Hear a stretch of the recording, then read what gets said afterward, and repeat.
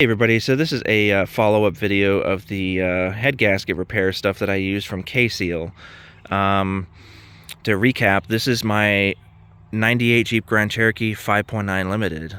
This is my first car I've ever owned. I got this when I was really young. My mom helped me buy this thing.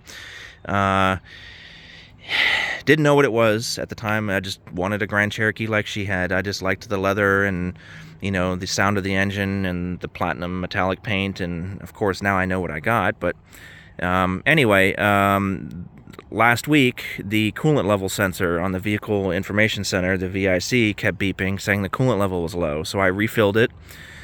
A day later, again, same thing, coolant level was low. So that's literally like 2 quarts of coolant at least, 2 or 3 quarts. That's a lot of coolant that I had to refill. So something was up. Went under the car, no leaks at all.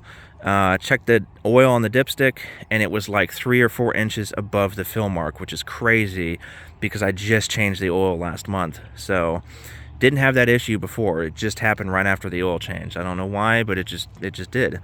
So pulled the plug on the oil pan, and I drained the oil until the coolant stopped coming out, because it didn't mix with the oil, interestingly enough.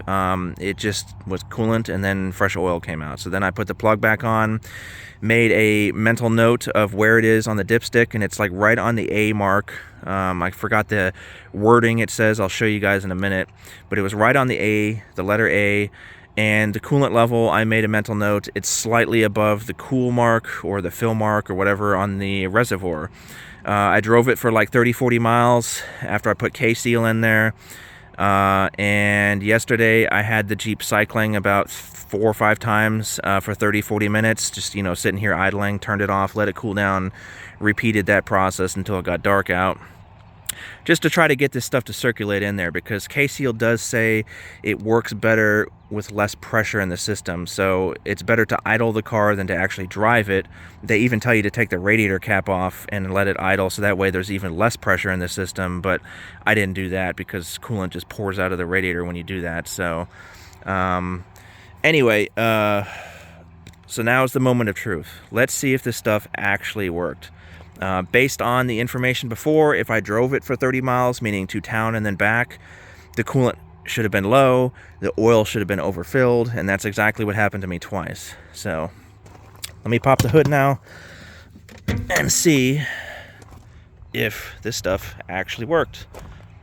I do need to go to Harbor Freight and get another bottle of that that blue liquid for the head gasket repair, or head gasket tester, you know, where you suck up air from the radiator to check to see if there's any combustion gases in the radiator.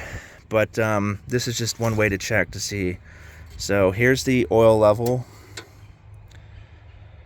Okay, if this thing will focus. So it's right on the A mark on safe. It's exactly where I left it before. So it has not changed. So that is really, really good. So the oil level has not gone up anymore.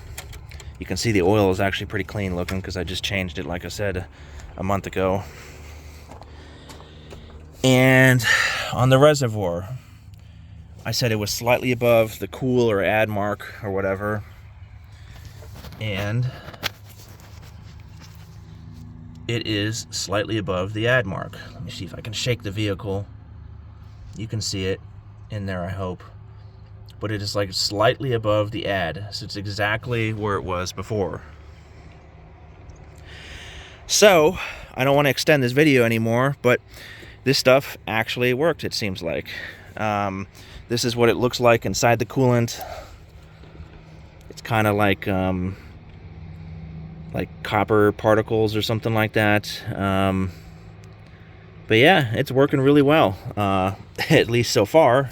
I don't know the long-term version, you know, if it's going to last. We'll see.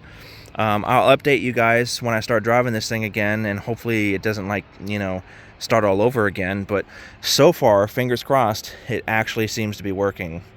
Thank God, because I have never taken a head off before on an engine. I've done an intake manifold on this thing. I've taken the timing cover off and the timing chain, but I've never done the actual head. And that's just something I don't want to do right now. I really don't have the time. I really don't have the money right now. I know a lot of people say that, you know, not this stuff specifically, but, you know, a stop leak in the radiator can clog up the engine, can clog up the radiator, blah, blah, blah, blah, blah, blah, blah. I've used stuff like that before in my AMC 360. I've used bar stop leak in the radiator. I've used Blue Devil and all that other stuff in the engine oil to stop a rear main seal and all that. None of it actually worked. Bar stop leak stuff and Blue Devil didn't work. But I never had any issues, never had any clogs, never had any whatever problems with the engine. I've used it before in my mom's 4-liter. Again, bar stop leak, which didn't work.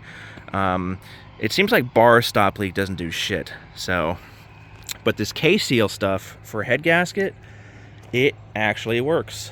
I am not a sponsor by them. I mean, I'm not a big enough channel for that. I just bought it myself and put it in there, just, you know, hoping it works, and it did. So if you have a bad head gasket and you don't have the skills to take off a head and you don't have the money to take it to mechanic, last ditch effort, try some K-Seal. That's what I did, and it actually freaking worked.